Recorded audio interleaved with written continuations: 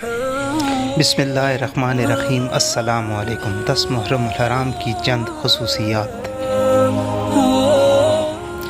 Number 1، حضرت آدم علیہ السلام کی توبہ قبول ہوئی۔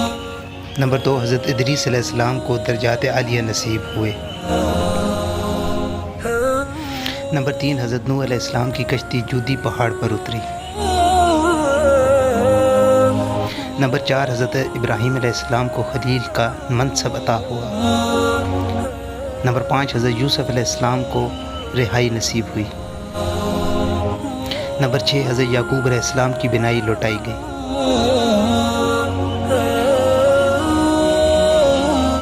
نمبر 7، حضرت یونس علیہ السلام کو مچھلی کے پیٹ سے نجات ملی۔